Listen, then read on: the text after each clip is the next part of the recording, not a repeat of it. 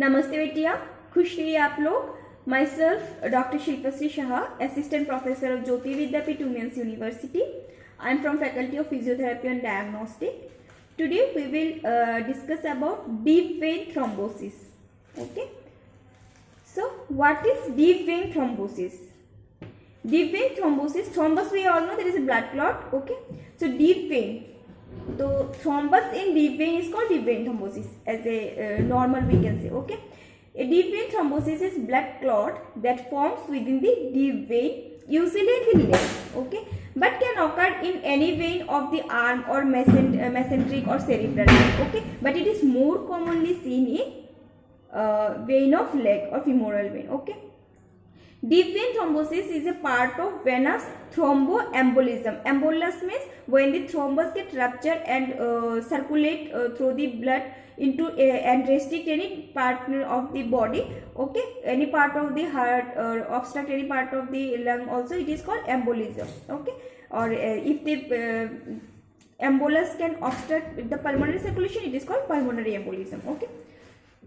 So deep vein thrombosis is a part of venous thromboembolism, which represents the third most common cause of death from cardiovascular disease after heart attack and stroke. So first cause of death in worldwide it is heart attack and then stroke and then deep vein thrombosis. Deep vein thrombosis is third major cause of death. Okay, remember that.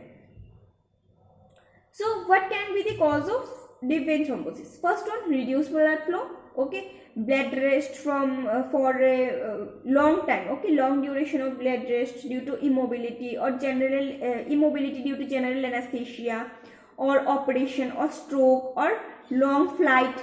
If there is a long flight means when we travel through flight, if the duration is more longer and we have to sit it for over 6 or 8 hours, we will feel some pain over there. Okay, due to it is not properly deep vein thrombosis, but the vein can affect as the circulation will get hampered. Okay, then increased venous pressure, mechanical compression of functional impairment leading to reduced blood flow to the vein. Okay, neoplasm, pregnancy, stenosis or congenital abnormality which increase outflow resistance. Then mechanical injury to the vein. If there is any injury to the vein of deep vein of leg, it can cause deep vein thrombosis, like trauma or during surgery or peripheral inserted venous catheters or previous if there is previous deep vein thrombosis or intravenous drug abuse, we can see their deep vein thrombosis. Okay.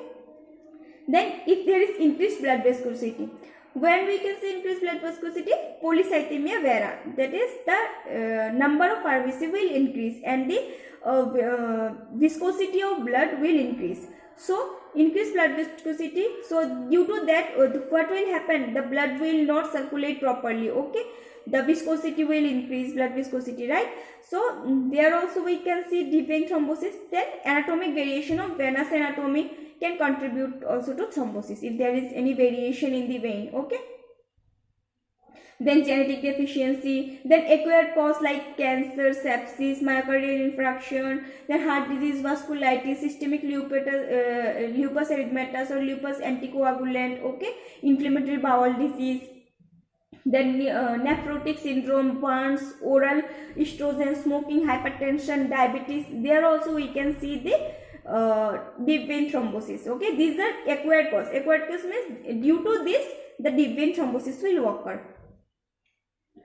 Then constitutional factor, what that is risk factor. Okay, obesity, pregnancy, increased age, surgery, cancer, immobilization are the risk factor of this disease. Then pathophysiology, according to Werkus triad, the following are the main pathological mechanism involved in deep vein thrombosis. These are damage to the blood vessel. The blood vessel will get damaged. Then due to that, the blood flow or turbulence will hampered, right? As the vein will get damaged, then what will happen? The blood will not able to go through the vessels, right? So due to that, blood flow or turbulence means speed or pressure of blood flow, right? So this will also hamper, and due to that hypercoagulability will occur. Then how we will diagnose this disease?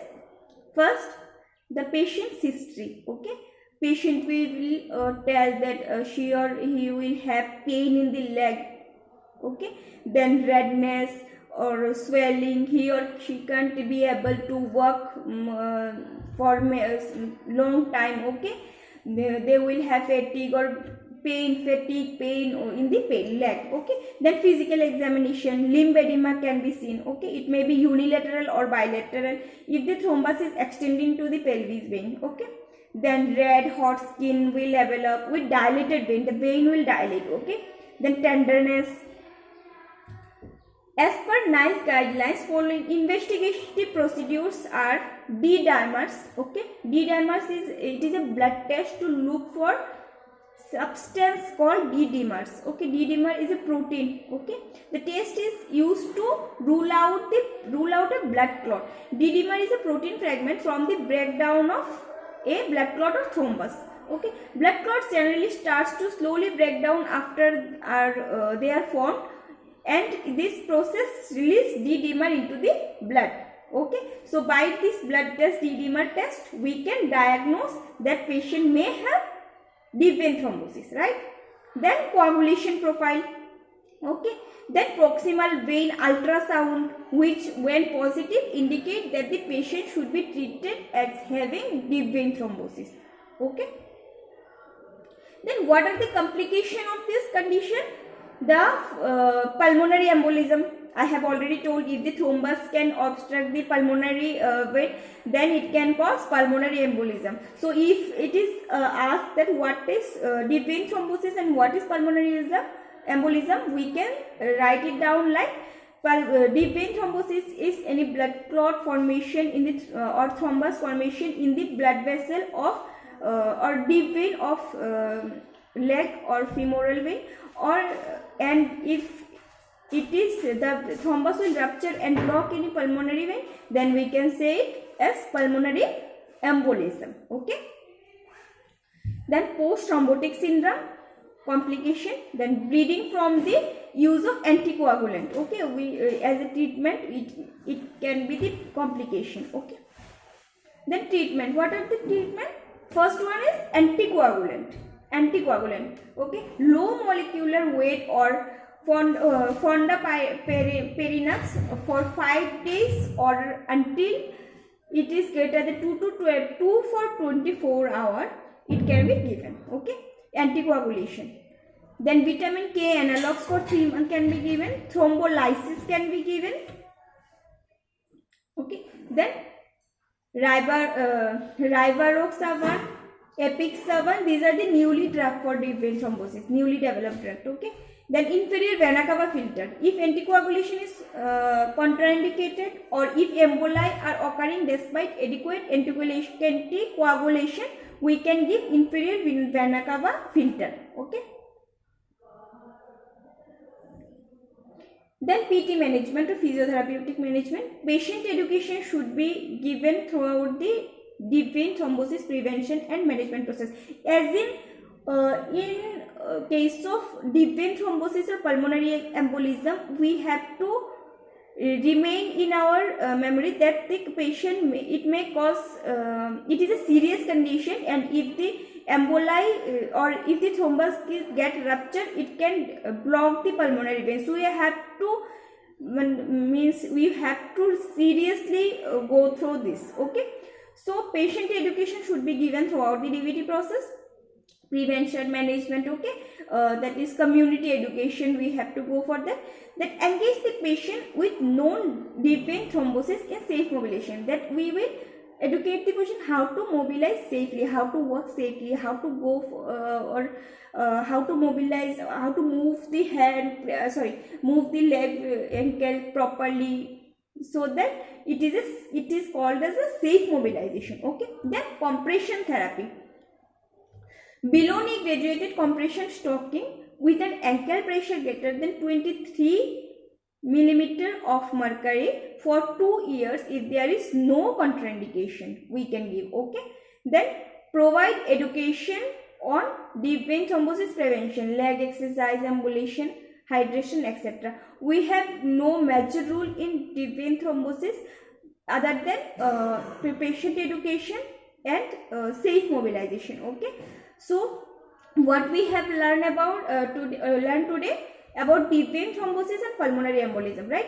So deep vein thrombosis is blood clot or thrombus formation in the veins of major vein or main vein of leg. Okay, then if the thrombus get ruptured, the the embolus can block the pulmonary vein and we can say it is pulmonary embolism. Then what are the etiology? Like one of them is immobility, then increased venous pressure, blood viscosity increase, then mechanical injury of vein, then acquired cause genetic deficiency, right? Then we have learn about risk factor like age, obesity, increasing immobilization period.